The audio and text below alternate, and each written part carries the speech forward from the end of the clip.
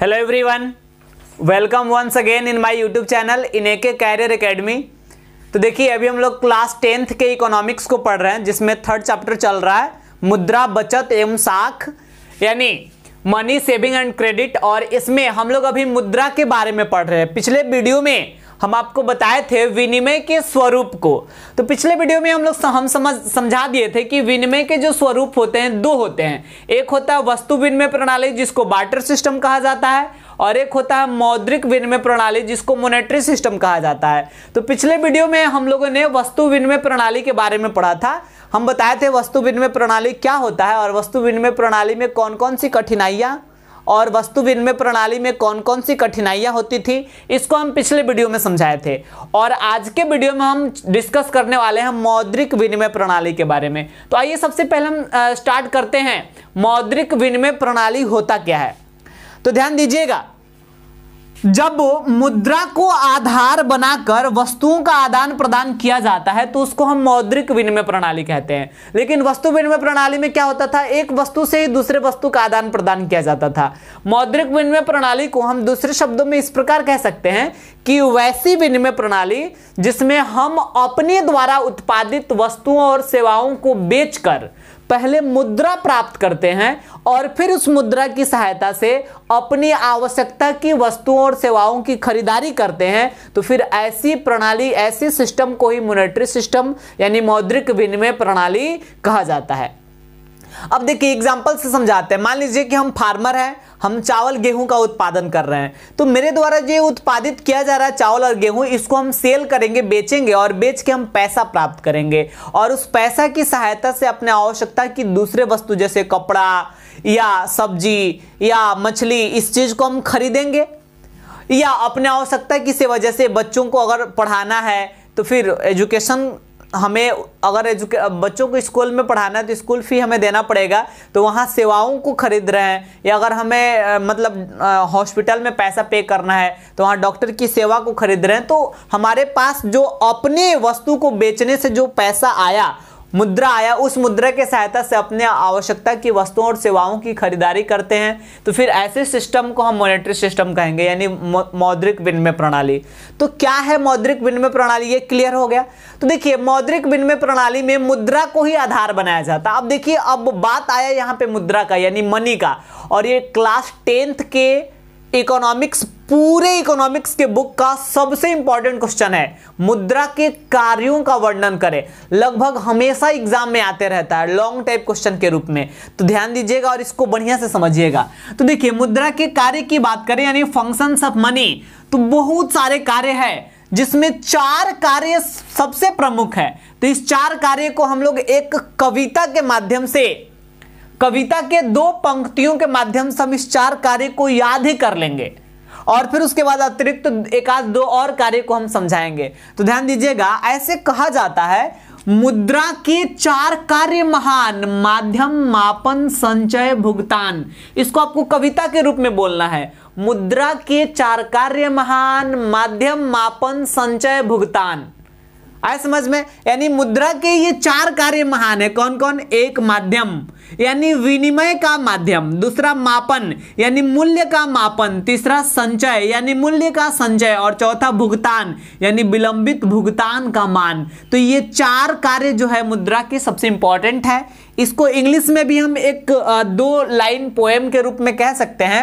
Money is the matter of function for a medium, a measure, a standard, a store. फिर से सुनिए, money is the matter of function for a medium, a measure, a standard, a store.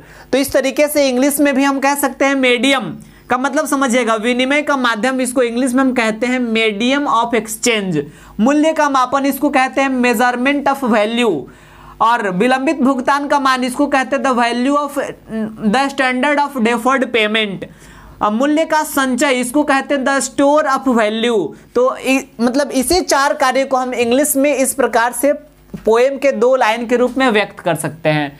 Clear हुआ ये चीज? अब आइए इस चारों को समझते हैं कि इस चारों का मतलब क्या है। तो मुद्रा का सबसे पहला कार्य है विनिमय का माध्यम। तो देखिए मुद्रा जो है विनिमय के माध्यम के रूप में कार्य करता है, यानी हम क्या करते हैं, मतलब मुद्रा विनिमय का माध्यम कैसे बन जाता है। तो अभी हम समझाएं कि हम अपने द्वारा उत्पादित वस्तुओं और सेवाओं को किसी दूसरे व्यक्ति से बेचकर और हम मुद्रा प्राप्त करते हैं और फिर उसी मुद्रा के सहायता से हम अपनी आवश्यकता के दूसरे वस्तुओं और सेवाओं की खरीदारी करते हैं। तो इस प्रकार देखा जाए तो वस्तुओं को बेचने में और वस्तुओं को खरीदने में बीच में माध्यम के रूप में मुद्रा कार्य कर रहा है। तो हम कह सकते हैं कि मुद्रा जो है विनिमय के माध्यम के रूप में कार्य करता है। दूसरी चीज कि मुद्रा जो है मूल्य के मापन का भी कार्य करता है। हम लोग पढ़े थे कि वस्तु विनिमय प्रणाली में ऐसा कोई सर्वमान्य मापक नहीं था जिसकी सहायता से किसी भी प्रकार के वस्तु और सेवाओं के मूल्य को मापा जा सके। जैसे बहुत परेशानी होता था यह निर्धारित करने में कि 10 केजी चावल के बदले कितना गेहूं दिया जाए, 2 केजी दूध, 2 लीटर दूध के बदले कितना दही दिया जाए, या एक गाय के बदले कितनी बकरियां दिया जाए। तो इस प्रकार मतलब कोई ऐसा मापक नहीं था जिसके सहायता से सभी प्रकार के वस्तु और सेवाओं के मूल्य को हम माप सके। लेकिन जब मुद्रा का आविष्कार हुआ तो ये एक ऐसा वस्तु है जिसकी सहायता से हम किसी भी प्रकार के वस्तुओं और सेवाओं के मूल्य को माप सकते हैं। किसी भी प्रकार के वस्तु का मूल्य मापना है तो हम मुद्रा के फॉर्म में, जैसे मार्कर, तो इसका कितना दाम है, मनी के फॉर्म में, शॉर्ट कितना दाम है, मनी के फॉर्म में, या कोई भी प्रकार का वस्तु है उसको हम मनी के फॉर्म में उसके मूल्य को माप सकते हैं। या किसी भी सेवा को, जैसे हॉस्पिटल में डॉक्टर अपना चार्ज कितना ले रहा है अपना सेवा प्रदान करने का, स्कूल या कॉलेजेस में जो शिक्षक है वो कितना पैसा ले रहे हैं अपनी सेवा प्रदान करने का। तो सेवाओं और वस्तुओं के मूल्य को हम पैसे में यानी मुद्रा के फॉर्म में माप सकते हैं। इसलिए मुद्रा जो है मूल्य के मापन के रूप में भी कार्य कर रहा है। और तीसरी चीज देखा जाए तो मुद्रा जो है मूल्य के संचय का भी कार्य करता है। मतलब समझिए, वस्तु विनिमय प्रणाली में हम लोग पढ़े थे कि कुछ परेशानी होता था, इसलिए बिकॉज हम अपने दैनिक जीवन में कुछ ऐसे वस्तुओं का भी उत्पादन करते हैं जिसकी उपयोगिता तुरंत ही नष्ट हो जाती है, शीघ्र नष्ट हो जाती है, जो बहुत जल्दी खराब हो जाता है। जैसे सब्जी है, फल है, मछली है, इसे हम लंबे समय तक संचित करके नहीं रख सकते हैं। लेकिन जब मुद्रा का आविष्कार किया गया तब व्यक्ति करता क्या है, जैसे मान लीजिए कि हम फल का उत्पादन कर रहे हैं तो एक साल में जो फल का प्रोडक्शन हम किए हैं उसको हम कुछ ही दिन में बाजार में ले जाकर सेल कर देंगे और उससे जो पैसा प्राप्त होगा, जो मनी प्राप्त होगा, उस मनी को अपने पास संचित करके रखेंगे और उस संचित राशि के मदद से हम अपने आवश्यकता की वस्तुओं और सेवाओं की समय समय पर खरीदारी करते रहेंगे। ये भी समझ में आ गया। तो इस प्रकार हम कह सकते हैं कि मुद्रा जो है मूल्य के संचय का भी कार्य करता है। अब देखिए चौथी चीज अगर देखा जाए तो हम रियल मायने में कुछ ऐसे ट्रांजैक्शंस करते हैं, कुछ ऐसे लेन देन करते हैं जो उधार पे बेस होता है यानी क्रेडिट बेस होता है। तो जैसे हम किसी से उधार कुछ खरीदे हैं तो फिर हम उस उधार राशि को भविष्य में जब भी चुकाना हो तो मुद्रा के फॉर्म में हम भुगतान कर सकते हैं, या किसी को उधार बेचे हैं तो मुद्रा के फॉर्म में उस राशि को हम वापस ले सकते हैं। तो इस प्रकार जो है मुद्रा विलंबित भुगतान के मान के रूप में भी कार्य करता है, यानी मुद्रा की सहायता से हम विलंबित पेमेंट जो होता है, डेफर्ड पेमेंट, वो भी हम पे कर सकते हैं। ठीक है, अब देखिए इसकी कुछ और अतिरिक्त कार्यों की चर्चा हम करेंगे। तो इसका पांचवा कार्य देखा जाए तो यह है क्रय शक्ति का हस्तांतरण।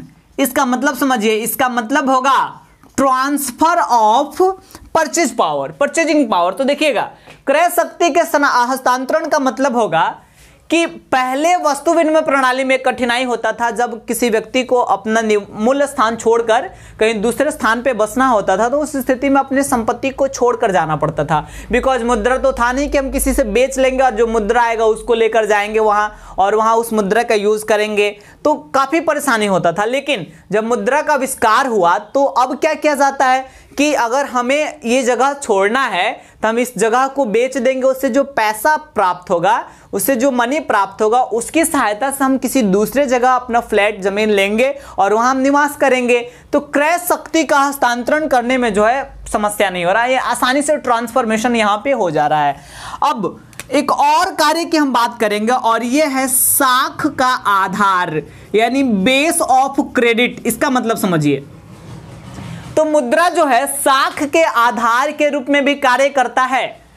कहने का अब देखिए, कुछ साख प्रमाण पत्र के बारे में हम बता रहे हैं, जैसे चेक हुआ, हुंडी हुआ, ड्राफ्ट हुआ, या यात्री चेक है, प्रतिज्ञा पत्र, ये बहुत सारे साख प्रमाण पत्र होते हैं, यानी क्रेडिट सर्टिफिकेट।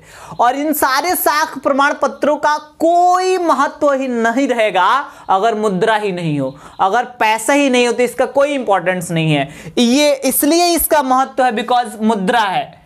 हम चेक, हुंडी, ड्राफ्ट इसका यूज क्यों करते हैं? बिकॉज ऑफ मनी, पैसे के चलते, बिकॉज उससे हमें मनी प्राप्त करना होता है, पैसा प्राप्त करना होता है। यानी मुद्रा जो है ये साख का भी आधार होता है, क्रेडिट का भी बेस होता है।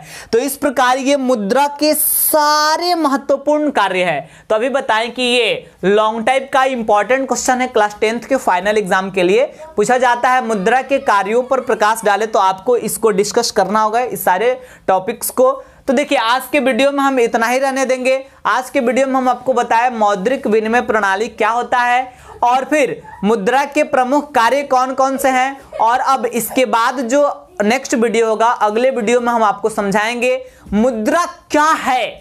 अब आपके मन में सवाल आएगा कि सर पहले कार्य बता दिए, उसके बाद बताइएगा कि मुद्रा क्या है। तो देखिए, कार्य हम पहले इसलिए बता दिए बिकॉज मुद्रा क्या है, मुद्रा को डिफाइन करेंगे तो उसमें इन सारे चीजों की आवश्यकता पड़ेगा। आपको अगले वीडियो में समझ में आएगा कि ऐसा क्यों किया गया। तो अगले वीडियो में हम आपको बताएंगे मुद्रा क्या है, मुद्रा का हमारे लाइफ में क्या इंपॉर्टेंस है, और मुद्रा से हमें कौन कौन से लाभ